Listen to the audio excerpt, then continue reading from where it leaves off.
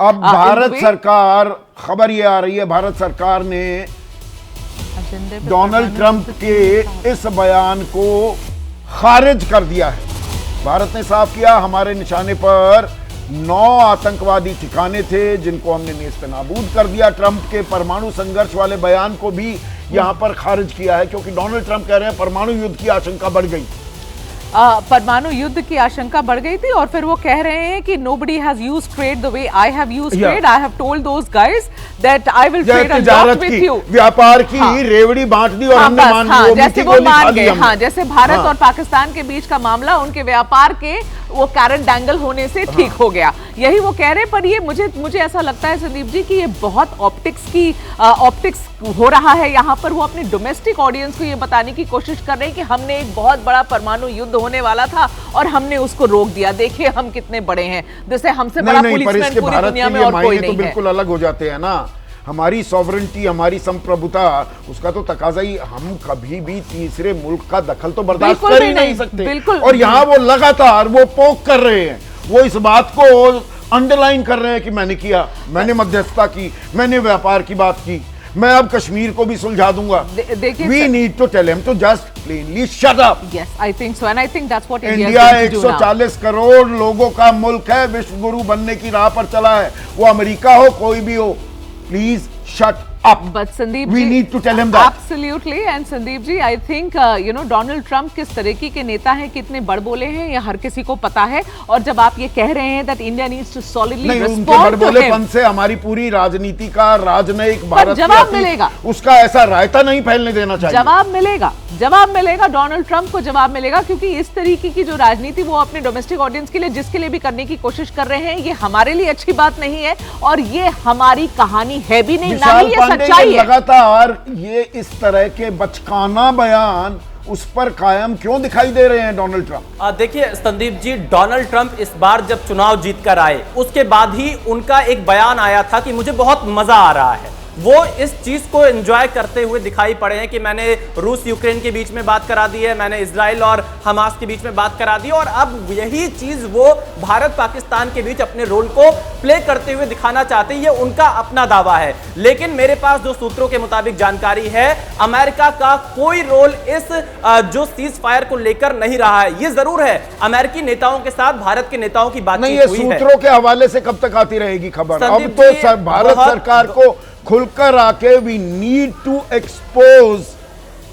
Donald Trump. उनके इन बेतुके बयानों और दावों को सिरे से खारिज ही नहीं, इनका पर्दाफाश भी करने की जरूरत है। बिल्कुल बिल्कुल, देखिए इंतजार रहेगा और टाइमिंग बहुत महत्वपूर्ण है संदीप जी यहां पर, क्योंकि ये पूरी दुनिया को पता चला था कि आज रात 8 बजे भारतीय समय के हिसाब से प्रधानमंत्री नरेंद्र मोदी देश को संबोधित करने वाले, और ठीक आधे घंटे पहले डोनाल्ड ट्रंप की तरफ से यह दावा किया जा रहा है कि उन्होंने इस सीज फायर को कराया है, इस युद्ध को जो और व्यापार का हवाला दिया जा रहा है, मीठी गोली, बिल्कुल वो मुगली गुट्टी 555 पिला दी जी दोनों देशों को, और वो युद्ध से रुक गए।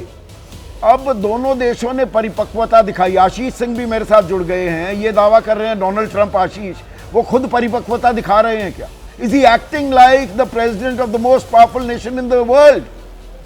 देखिए, he is actually trying to act big daddy। अभी संदीप जी आप कह रहे थे कि क्यों नहीं औपचारिक तौर पर सरकार आकर के सामने बता रही है, तो इसका खुलासा मैं कर ही देता हूँ। मैं आपको बता देता हूँ कि जब वाइस प्रेसिडेंट ने प्रधानमंत्री मोदी को फ़ोन किया था, ये हमें टॉप सोर्सेज बताते हैं, और सोर्सेज पे प्लीज़ आप विश्वास करिएगा, कहीं से तो शायद मैंने भी किसी से मुलाकात की होगी, इस बेसिस पे मैं आपको बता रहा हूँ कि जब JD वांस से फ़ोन आया प्रधानमंत्री मोदी को, प्रधानमंत्री मोदी ने कैटेगोरिकली रिजेक्ट कर दिया।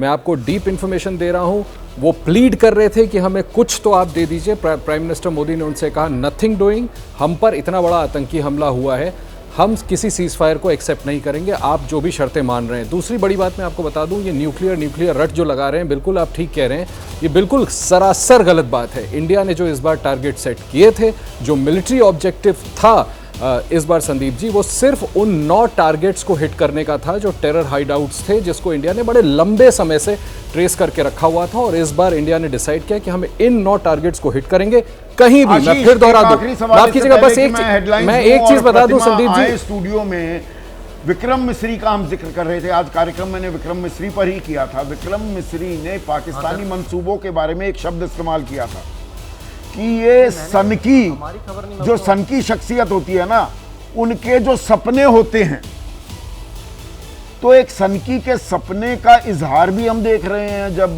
डोनाल्ड ट्रंप इस तरह की बातें कर रहे हैं, इस तरह के दावे कर रहे हैं। देखिए, दावा तो बिल्कुल सरासर आप खारिज कर दीजिए। मैं आपको बस ये आखिरी चीज़ बताना चाह रहा था कि इंडिया ने किसी भी स्टेज पर न्यूक्लियर वेपन इस्तेमाल करने का सोचा ही नहीं। तो ये जो क्लेम कर रहे हैं बार बार सामने आकर के, पहले भी इन्होंने बात खराब करने की कोशिश की, अब फिर एक बार बिग डैडी बनने की कोशिश कर रहे हैं। ये सिर्फ और सिर्फ अपने आप को ग्लोबल लीडर, वर्ल्ड लीडर दिखाने की कोशिश कर रहे हैं। हम दरअसल उनका ये खेल, उसका पूरा पर्दाफाश करेंगे क्या? कुछ ही देर में ये पता लग जाएगा।